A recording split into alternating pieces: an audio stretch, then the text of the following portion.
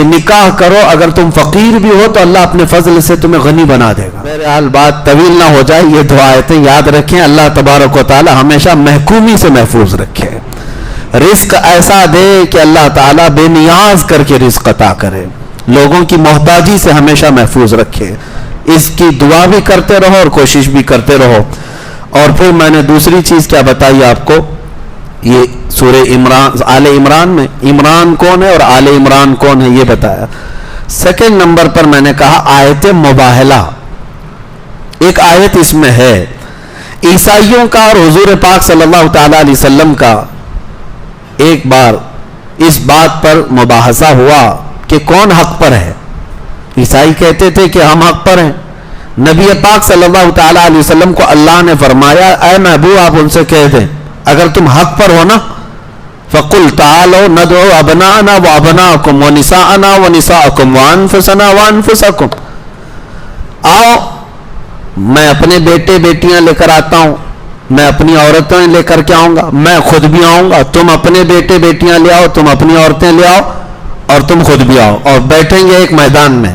یہی مباہلہ ہے، ایک مناظرہ ہے، ڈیبیٹ کرنا. یعنی میں ایک دلیل دوں گا آپ ایک دلیل دیں گے، مناظرہ ہے. اور ایک ہے مباہلہ، اس میں بات چیت نہیں ہے، اس میں بیٹھے رہیں گے میدان میں اور دونوں دعا کریں گے. دونوں دعا کریں گے کہ اللہ جو جھوٹا ہے اس کا چہرہ کالا کر دے، یا کوئی نشانی. جیسے بہت سارے ہمارے بزرگوں نے مباہلے میں الگ الگ چیزیں اختیار کی ہیں. میں پہلے یہ حضور کا مباہلہ بتاتا ہوں. حضور پاک صلی اللہ علیہ وسلم نے عیسائیوں سے کہا آ جاؤ تم بھی آؤ میدان میں بھی آتا ہوں اور ہم اپنے اپنے رب کو پکاریں گے. جس کا دین سچا ہوگا وہ حق اس کا ظاہر ہو جائے گا. عیسائی مان گئے، کہا کہ ٹھیک ہے. نجران ایک جگہ ہے، وہاں کے عیسائی تھے. اب حضور پاک صلی اللہ علیہ وسلم اپنے گھر سے نکلے اور ساتھ میں کس کو لیا؟ سیدہ بی بی فاطمہ زہرا کو، امام حسن کو، امام حسین کو اور حیدر کرار علی و مرتضیٰ کو. یہ پنجتن پاک کا قافلہ نکلا ہے اور نجران کی طرف. میرے عزیزوں ناموں میں اتنا اثر ہے کہ آج بھی ہم دعا کرتے ہیں لی خمسۃ اطفی بہا حر الوباء الحاطمہ المصطفیٰ والمرتضیٰ وبناہما والفاطمہ. میرے پاس 5 نام ایسے ہیں جن سے ہر بری چیز کو اور ہر گرمی کو میں دور کر دیتا ہوں. وہ 5 نام کیا ہیں؟ ایک مصطفیٰ، ایک مرتضیٰ، ایک حسن حسین اور ایک فاطمہ. یہ 5 ناموں میں یہ تاثیر ہے. یہ پنجتن پاک کا قافلہ نکلا نجران کی طرف اور حضور پہنچ گئے. اہل حق ہمیشہ پہنچتے ہیں. نبی پاک صلی اللہ تعالی علیہ وسلم میدان مباہلہ میں پہنچے. عیسائیوں کو آنا تھا مقابلے میں، اور جو سب سے بڑا عیسائی پادری تھا وہ اپنے محل میں بیٹھا ہوا انتظار کر رہا تھا، آنے تو دیکھتے ہیں. اور جب حضور پہنچ ہی گئے تو ان کو پہلی بات تو یہ سمجھ میں نہیں آ رہا کیا یہ صحیح میں آ گئے. اور اس کے بعد دیوار پر چڑھ کر کے جھانکنے لگا کہ آئے ہیں تو دیکھ لوں. پہلے دور سے نبی پاک کے چہرے پاک کو دیکھا اور ساتھ میں وہ ایسا منظر تھا کہ سورج جگمگا رہا ہو اور ساتھ میں چاند بھی ہو اور ستارے بھی ہوں. پھر اس آسمان کا کیا کہنا. اس نے دور سے دیکھا اور سٹپٹا گیا اور سارے عیسائیوں کو بلایا اور پکار کر کہا نادانو تم نے کس کو مباہلے کے لیے بلایا؟ دیکھ نہیں رہے وہ چہرہ؟ اور وہ عیسائی پادری کہتا ہے قسم خدا کی اگر میں مباہلے میں چلا جاؤں سامنے اور وہ نبی اگر اٹھا دے ہاتھ دعا کے لیے قیامت تک کوئی عیسائی زندہ نہیں رہ سکتا. یہ کون کہہ رہا ہے؟ خود عیسائی پادری کہہ رہا ہے. کہا تم نے کس کو بلا لیا؟ حضور پاک صلی اللہ تعالی علیہ وسلم کے پاس وہ سرنڈر ہو گئے. کہا کہ ہمیں مباہلہ نہیں کرنا، آپ واپس تشریف لے جائیں. حضور پاک صلی اللہ تعالی علیہ وسلم واپس تشریف لائے. مباہلہ اسلام میں ہے لیکن ہونے کے چانسز بہت کم ہوتے ہیں، ہوتے نہیں. اس کی ایک وجہ ہے سیدنا خالد بن ولید رضی اللہ تعالیٰ عنہ عیسائیوں نے ایک بار پکڑ لیا تھا اور کہا تم صحیح مذہب پر ہو، حق مذہب پر ہو تو آؤ چلو ہم بھی ٹیسٹ کر لیتے ہیں. کہا چلو. حضرت خالد بن ولید کے سامنے جو معاملہ تھا وہ کیا تھا؟ عیسائی آئے اور ایک ایسا خطرناک زہر لا کر کے رکھا، ایسا خطرناک زہر جس کو چھونے سے چمڑی نکل جاتی تھی. اگر وہ زہر لگ جائے تو چمڑی نکل جائے گی، اتنا خطرناک زہر۔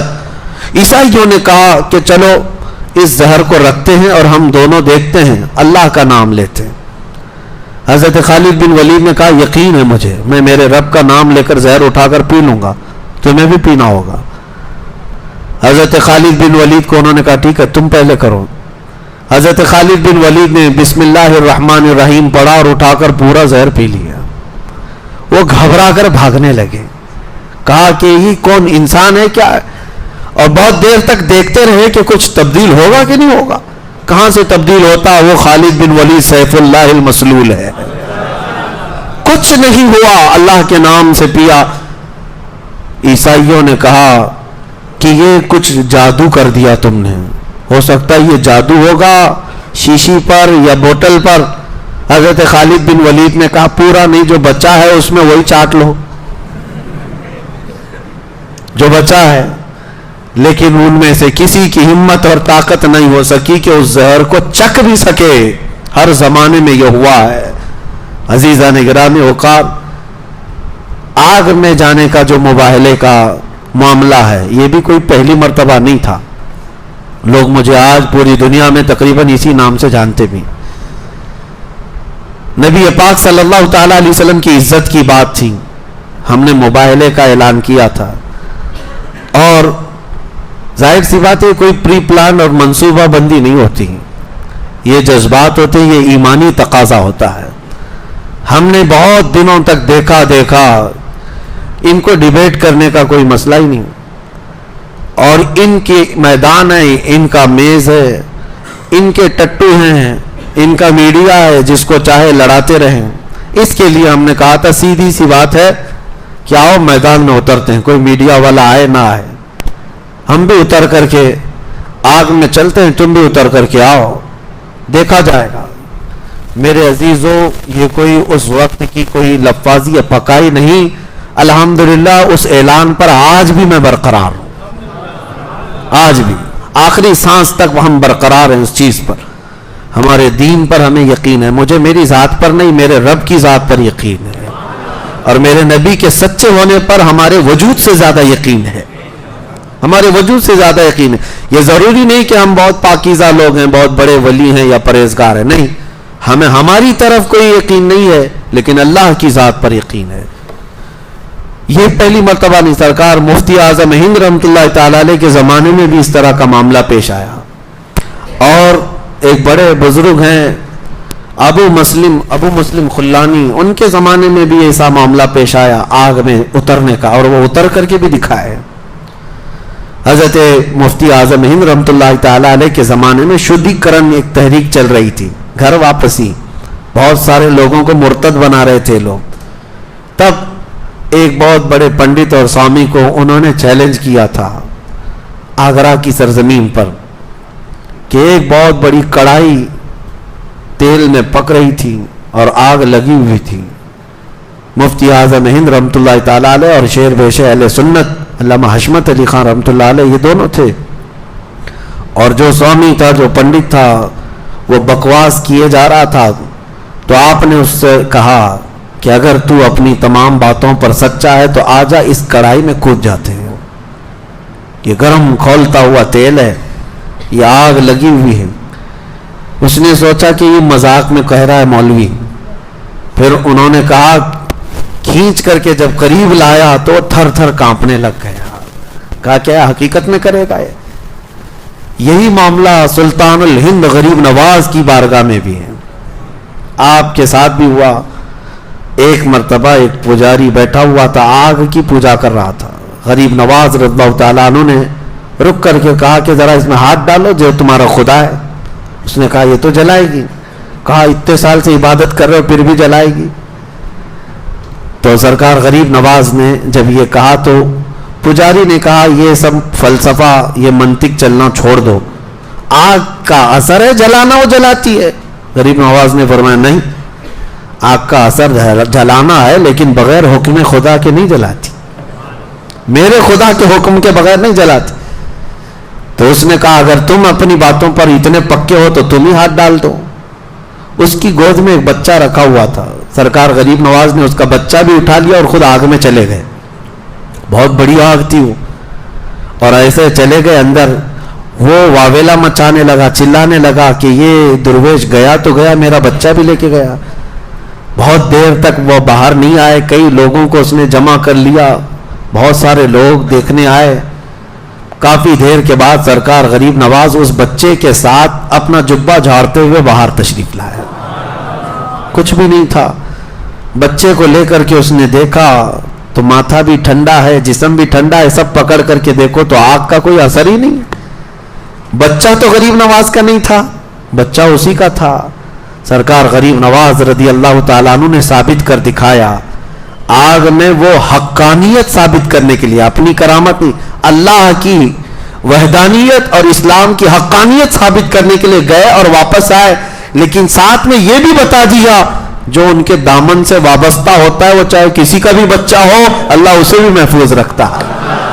اسی لیے ہمارے نعرے کیا ہوتے ہیں؟ غوث کا دامن, یہ بولتے ہیں نا, خواجہ کا دامن. کیوں کہتے ہیں ہم؟ اسی لیے کہ ان دامنوں سے لگے رہیں گے, دنیا کی آگ سے بھی محفوظ اور آخرت کی آگ سے بھی انشاءاللہ محفوظ رہیں گے. یہ آیت مباہلہ. سیکنڈ چیز میں نے آپ کو بتا دی, مباہلہ کیا ہوتا ہے؟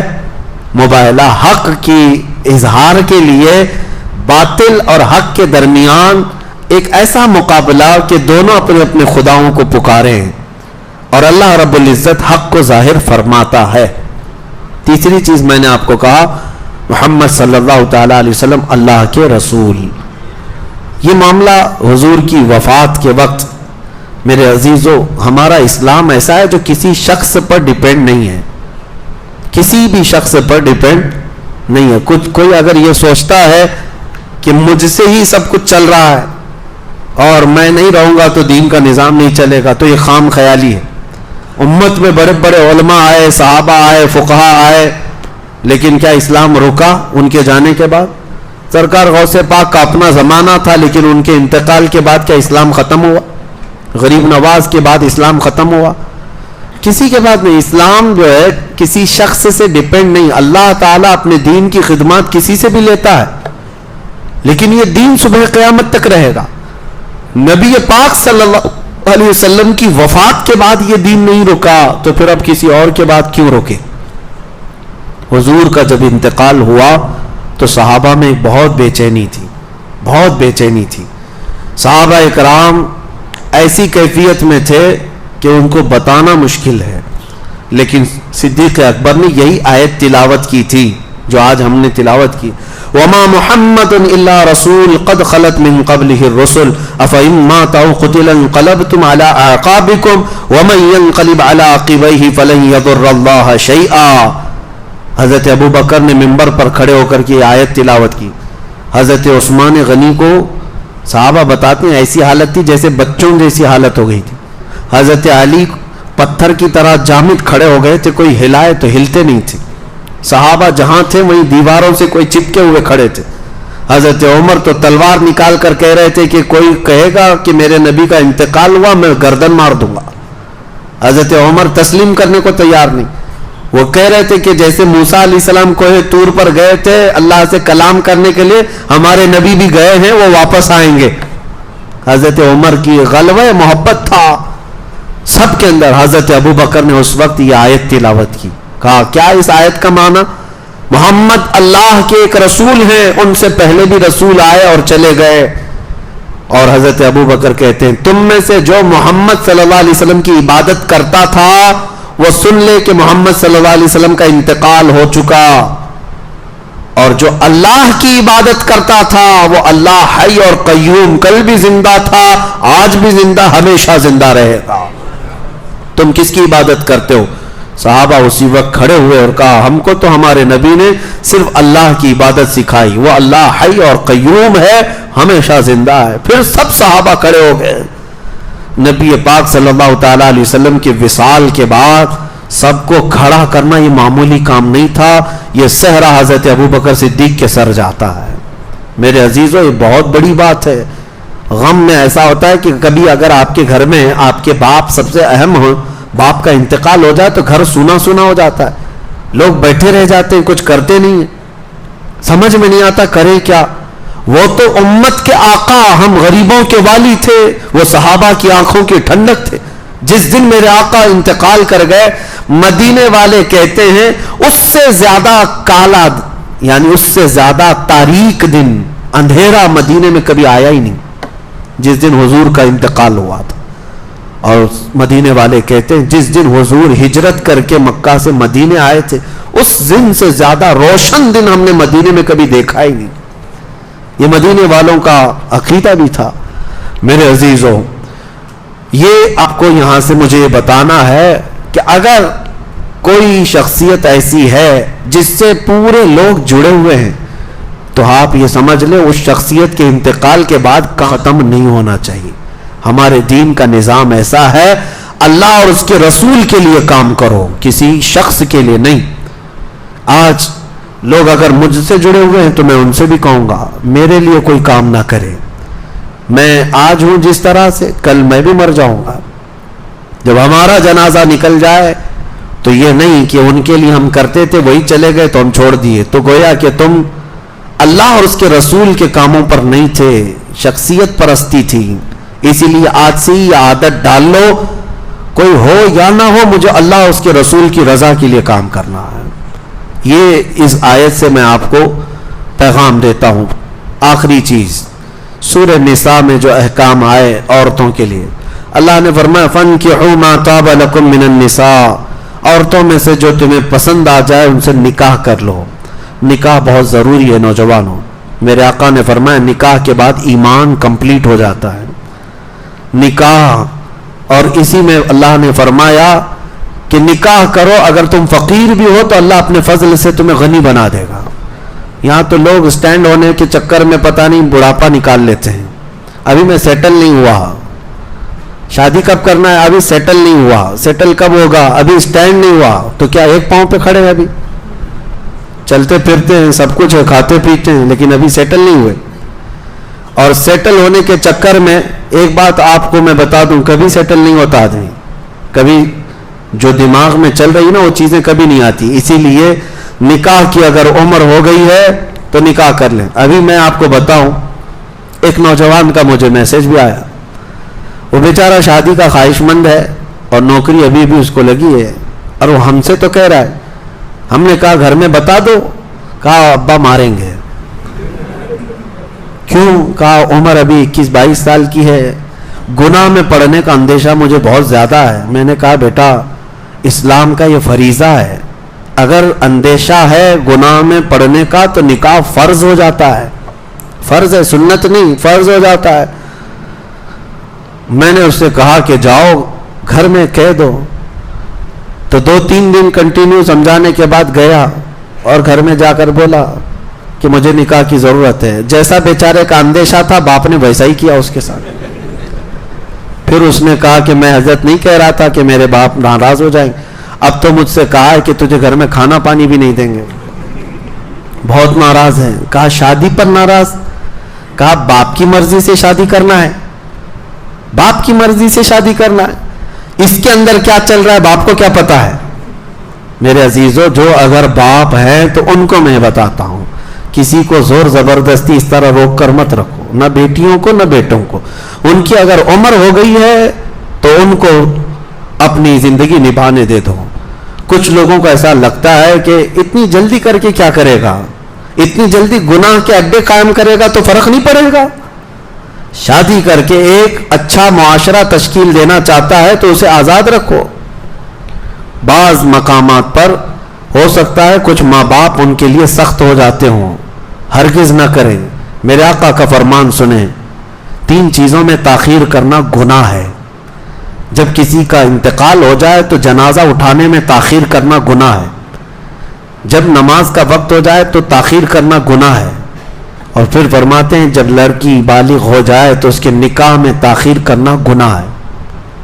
यहां तो उम्रें निकाल देते हैं लोग और बहुत सारे उसके लिए पता नहीं क्या क्या मामला आते हैं। बहरहाल इसको आसान बना है। अब यहां पर एक लतीफे के तौर पर एक बात मैं बता दूं, आपको भी समझा दूं, कल को कोई बैठ करके आपको पट्टी पढ़ाने की कोशिश करे तो ये बात याद होनी चाहिए। आयत है फन्किहू मा ताब लकुम मिनन निसाई मथना व सुलास व रुबा, तुम में से जो औरतें पसंद आ जाएं निकाह कर लो, 2-2, 3-3, 4-4।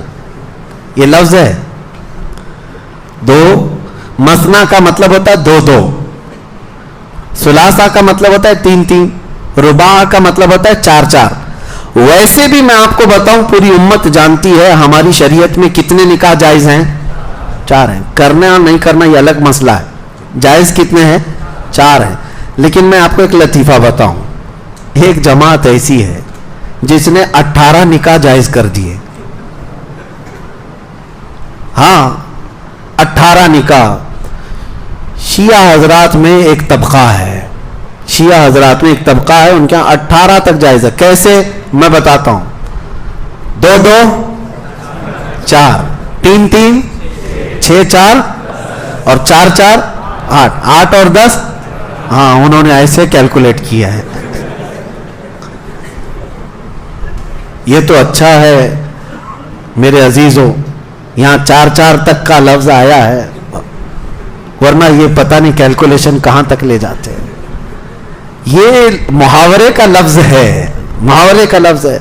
जैसे अल्लाह ताला ने कुरान में फरमाया, मुनाफिकीन मर जाएं, उनके ऊपर तुम 70 बार भी इस्तिग़फ़ार करोगे तो अल्लाह नहीं कबूल करेगा। 70 बार मतलब एक तादाद बताने के लिए कहा गया, ऐसा नहीं कि 70 बार करेगा उससे ज्यादा करेगा तो माफ हो जाएगा। कुछ वर्ड्स ऐसे होते हैं जो मुहावरे के लिए इस्तेमाल किए जाते हैं। आपको अगर आपसे ये कहा जाए, पानी पी रहे थे आप, पूरा गिलास उठा करके पीने लगे, मैंने क्या कहा? 3 घूंट पियो, एक बार करके पियो। क्या कहा? एक बार। एक का मतलब क्या हुआ? 2-2 हो गए। मैंने एक लफ्ज जो है ना 2 बार इस्तेमाल किया। एक बार कहो, एक बार इस्तेमाल करो, इसका मतलब वो नहीं होता कि 2-2 हो गए। तो ये अगर कोई कल को पट्टी पड़ा है हमारे नौजवानों को और 18 दिमाग में डालने लगे तो समझ लेना कि ये कहां से आ रही है बात। इसीलिए मेरे अजीजों, हाँ, बहरहाल अल्लाह ताला ने 4 तक हमारे लिए इजाजत रखी है। इस पर भी आज हमारे मुल्क में कई पाखंडियों को दर्द है, फिर 18 पर क्या वावेला मचेगा।